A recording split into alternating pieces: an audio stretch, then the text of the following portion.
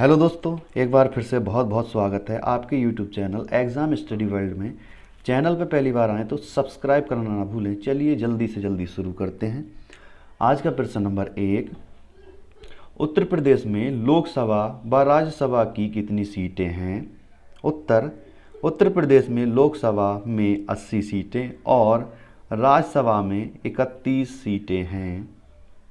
अगला प्रश्न, प्रश्न नंबर 2, राष्ट्रीय आंदोलन के प्रथम चरण के उदारवादी आंदोलन के प्रमुख नेता कौन थे? उत्तर, number 1 Dadabhai Naoroji, number 2 Mahadev Govind Ranade, number 3 Pherozeshah Mehta, number 4 Surendranath Banerjee, number 5 Womesh Chunder Bonnerjee, number 6 Gopal Krishna Gokhale तथा नंबर 7 मदन मोहन मालवीय। अगला प्रश्न, प्रश्न नंबर 3, गांधी जी ने 11 फरवरी 1920 को आंदोलन क्यों स्थगित कर दिया? उत्तर, गोरखपुर के निकट चौरा चौरी गांव में पुलिस ने भीड़ पर गोली चलाई। जब उसका गोला बारूद समाप्त हो गया तो पुलिसजनों ने अपने आप को थाने में बंद कर लिया। भीड़ ने थाने में आग लगा दी जिससे 22 व्यक्ति जलकर मर गए। जब गांधी जी को ये समाचार मिला तो उन्होंने असहयोग आंदोलन रोक दिया क्योंकि असहयोग आंदोलन हिंसात्मक हो गया था। अगला प्रश्न, प्रश्न नंबर 4, सविनय अवज्ञा आंदोलन के प्रमुख कार्यक्रम क्या थे? उत्तर, नंबर 1 नमक कानून तोड़ने के लिए कार्यक्रम निश्चित किया गया। इसके लिए गांधी जी ने डांडी यात्रा की। नंबर 2 विदेशी वस्तुओं के बहिष्कार का कार्यक्रम निश्चित किया गया। नंबर 3 गांधी जी ने गांव में ताड़ी के सभी वृक्ष को काट डालने का आदेश दिया। गांव में जातीय पंचायतों से अपील की गई कि अपनी बिरादरी वालों से मदिरा त्याग का अनुरोध करें।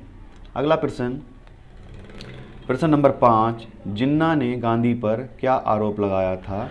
उत्तर, जिन्ना ने गांधी जी पर आरोप लगाया कि गांधी जी हिंदूवादी हैं। उसने कहा कि पिछले 10 वर्षों में जो हिंदू मुस्लिम तनाव बढ़ा है उसके लिए गांधी जी और कांग्रेस जिम्मेदार है। प्रांतों में कांग्रेस मंत्रिमंडल को बहुसंख्यक मुसलमानों का विश्वास प्राप्त नहीं है। गांधी जी हिंदूवादी विचारधारा से काम कर रहे हैं। अगला प्रश्न, प्रश्न नंबर 6, लाला लाजपत राय की मृत्यु किन कारणों से हुई थी? उत्तर, सन 1928 में उन्होंने साइमन कमीशन का विरोध किया और लाहौर में एक जुलूस निकाला। पुलिस अधिकारी सैंडर्स ने उन पर बड़े घातक लाठी प्रहार किए जिसके कारण 7 नवंबर सन 1928 को उनका स्वर्गवास हो गया। अगला प्रश्न, प्रश्न नंबर 7, स्वतंत्र भारत की प्रमुख उपलब्धियां क्या थीं? उत्तर, नंबर 1 मतदान का अधिकार, नंबर 2 अंतरिक्ष कार्यक्रम, नंबर 3 विविधता में एकता का नारा, नंबर 4 विकासशील भारत का विकास, भारत की ओर जाना। अगला प्रश्न, प्रश्न नंबर 8, यूनेस्को के कार्य बताइए। उत्तर, शिक्षा, प्रकृति तथा समाज विज्ञान, संस्कृति तथा संचार के माध्यम से अंतर्राष्ट्रीय शांति को बढ़ावा देना। अगला प्रश्न, प्रश्न नंबर 9, भारत के अंतर्गत कौन कौन से द्वीप समूह आते हैं? उत्तर, अंडमान और निकोबार द्वीप समूह, नंबर 2 लक्षद्वीप समूह। अगला प्रश्न, प्रश्न नंबर 10, भारतीय जलवायु को प्रभावित करने वाले कारक बताइए। उत्तर, स्थिति, उच्चावच, भूपृष्ठीय हवाएं, उपरितन वायु धाराएं। अगला प्रश्न, प्रश्न नंबर 11, प्राकृतिक आपदाएं कौन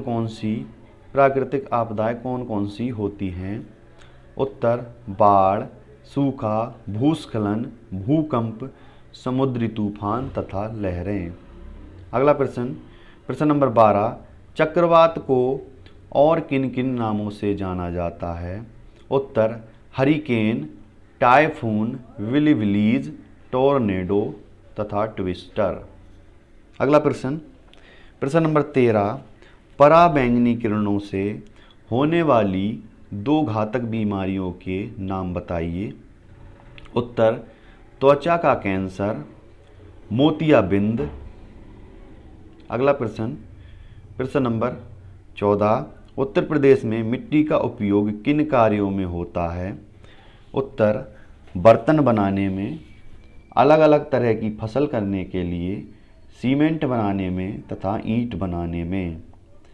अगला प्रश्न, प्रश्न नंबर 15, रिहंद बांध परियोजना किस प्रदेश के किस जिला तथा किस नदी पर स्थित है? उत्तर, रिहंद बांध परियोजना उत्तर प्रदेश के सोनभद्र जिले तथा रिहंद नदी पर स्थित है। अगला प्रश्न, प्रश्न नंबर 16, दादा भाई नौरोजी कौन थे? उत्तर, दादा भाई नौरोजी उग्रवादी दल के नेता थे। अगला प्रश्न, प्रश्न नंबर 17, गोपाल कृष्ण गोखले का जन्म कब और कहाँ हुआ था? उत्तर, गोपाल कृष्ण गोखले का जन्म 9 मई 1866 ईस्वी को महाराष्ट्र के एक निर्धन परिवार में हुआ था। 1905 ईस्वी में उन्होंने भारत सेवक समाज नामक संस्था की स्थापना की थी।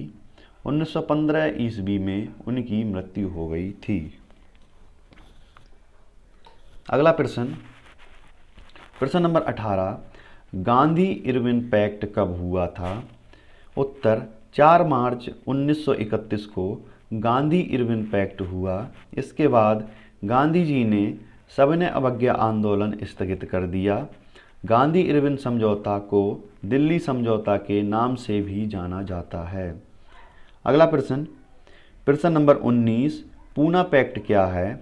उत्तर, पूना पैक्ट 24 सितंबर 1932 को गांधी जी और डॉक्टर भीमराव अंबेडकर के बीच हुआ एक समझौता है, जिसके सांप्रदायिक पंचाट में दलितों के लिए प्रांतीय विधानसभा में पृथक निर्वाचन प्रणाली को समाप्त कर उनके लिए 71 के बदले 148 स्थान सुरक्षित रखे गए।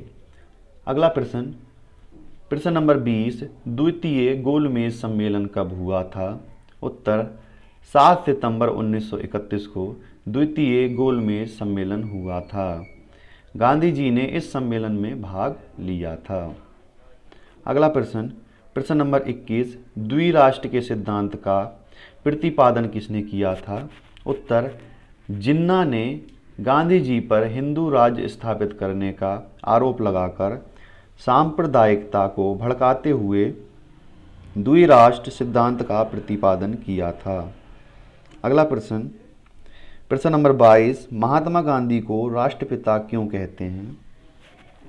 उत्तर, भारत के वर्तमान स्वरूप की परिकल्पना, उसकी आधारभूत वैचारिक संरचना, निर्माण पद्धति, दिशा निर्धारण सभी कुछ महात्मा गांधी के कारण संभव हुआ है। वह संदेह एवं कमजोरियों से देश को मुक्त करके अभूतपूर्व शक्ति का संचार करके गांधी जी ने नए भारत का निर्माण किया था, इसीलिए उन्हें राष्ट्रपिता कहा जाता है। अगला प्रश्न, प्रश्न नंबर 23, सुभाष चंद्र बोस का जन्म कब और कहाँ हुआ था? उत्तर, सुभाष चंद्र बोस का जन्म 23 जनवरी 1897 ईस्वी को कटक उड़ीसा में हुआ था। अगला प्रश्न, प्रश्न नंबर 24, जनगणना 2011 के अनुसार भारत में स्त्री पुरुष अनुपात क्या था? उत्तर, 943 स्त्रियां तथा 1000 पुरुष। अगला प्रश्न, आखिरी प्रश्न, प्रश्न नंबर 25, 2011 की जनगणना के अनुसार भारत में जनसंख्या का घनत्व क्या है? उत्तर, 382 व्यक्ति प्रति वर्ग किलोमीटर।